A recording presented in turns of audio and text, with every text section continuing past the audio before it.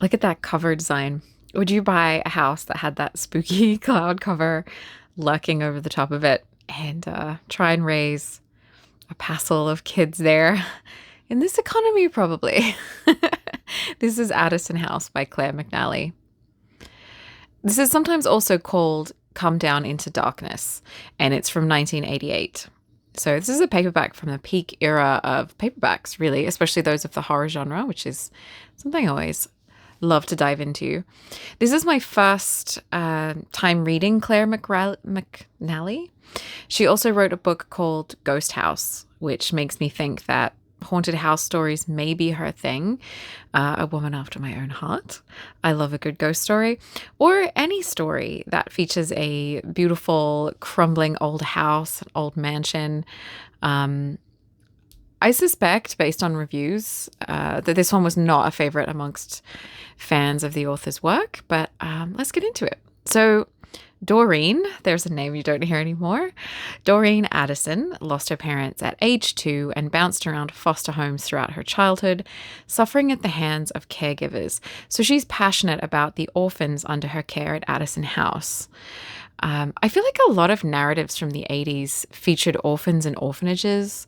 I can think of a lot of sort of sitcoms and stuff that do, but you don't hear about them that much anymore, like in this kind of context. So I don't know, it's just something that kind of occurred to me. When Doreen learns that the building they've been living in up to this point is being sold, she's determined to keep the kids in her care out of the foster system. But with limited funds, she doesn't have a lot of choices, so she jumps at the chance to move them to a strange house that for some reason nobody else wants to buy, that's out in the middle of nowhere.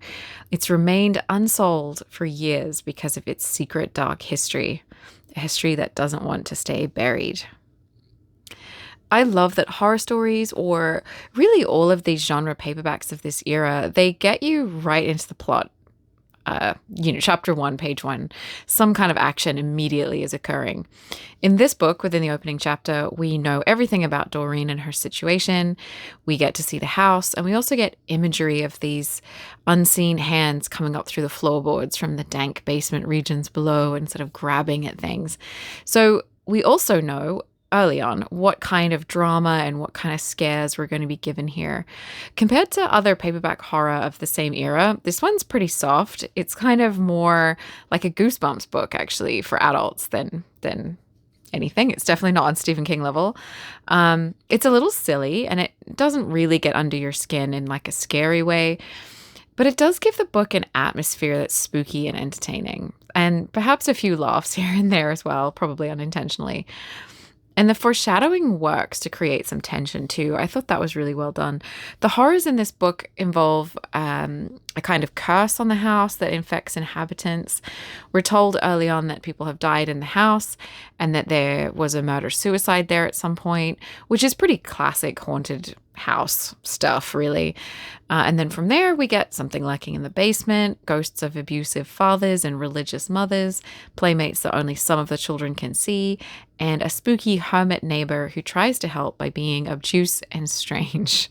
It's not innovative in that sense, but I quite like how it ticked all the boxes. I don't mind sometimes when a book tells a genre story that's not really new, if it's entertaining, because that kind of satisfies the itch, And this one reads like an 80s horror B movie in a fun way, so yeah. So into this mix, we get a handsome neighbor who romantically woos Doreen, which she just accepts without question, even though he says really sort of strange, intense things, and he kind of appears out of nowhere. He's basically a walking red flag, but this adds a bit of, romance and intrigue to the whole thing, and it kind of ties into the story in a nice way. So yeah, that was kind of fun. I didn't mind that. The cast of characters in this book is quite diverse, really. Doreen is white, but her main colleague is African American, and the children are a mix of races. There's a deaf kid, so you've got like special needs and different things. It reminded me of the diversity you would see in sitcoms of the era rather than like today's standards or understanding of that, but it was nice to see anyway. I thought it was kind of cool. Amusingly, the love interest, his name's Brendan Delacourt. He smells a little bit of horses and he speaks with a British accent. So he's pretty much just a transplant from an 80s romance novel of the time period. So I don't know. That kind of made me laugh. I thought that was kind of fun. The hook of the novel is that we don't know the past history of the house and what Brendan Delacourt wants. So we have to piece the story together like a mystery novel, kind of. And while we see what the different characters see and can put things together, of course, Doreen doesn't have all the information that we do. I do think she could have figured it all out a lot more quickly. She's not the brightest crayon in the box, but that's okay. Once we have the setup, we get a little bit into the weeds around the middle. I didn't mind it. But it's not the fastest moving novel in that sort of middle section. It's like, I think the author wanted to hit certain beats. And so that's kind of what's happening there. Yeah, it's maybe a little bit episodic in that part. But yeah, I didn't mind. I was kind of along for the ride. It's not like a really long book, so it didn't matter to me. But yeah, I was just kind of amused by the trashy 80s horror of it all. Like, I was down for that. I did like how the little pieces of backstory were dropped in, like not all together, not too quickly. Like that was paced really nicely. And then it all comes together in the final scenes, as, you know, it always does with these books. So overall, I love a book that's set in a home that seems like the ones on the Cheap Old Houses Instagram account. I like to think of those houses, you know, as being haunted, or I like to imagine buying one and like how my books would look on the shelves, or that kind of, you know, very romanticized idea. I am aware that it's not as fun and it's hard work and all that in real life, but it's my imagination and I'm okay with it. So I really enjoyed the setting of this book and all of the secrets in the story. I just love a haunted house story. That's my bias on this review, is that, you know, I'm kind of down for that. I think it's great. I don't know why I enjoy it so much, but I just do.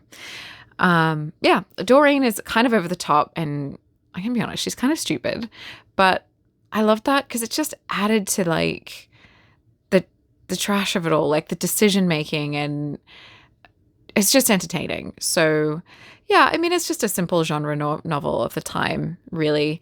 And for me, that's what I wanted. That's what I got. I'm happy.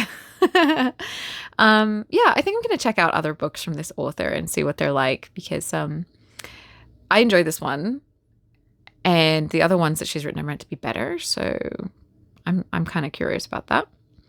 But that's Addison House by Clare McNally. Please recommend me your favorite haunted house stories in the comments, or if you have a favorite Clare McNally book, if you've read her. I'd love to hear like your thoughts, your recommendations. Or if you just have a little ghost story that you want to tell me, I'd love to hear that. But yeah, have a great day. Thanks for joining me, and stay spooky, and I will see you guys in the next one.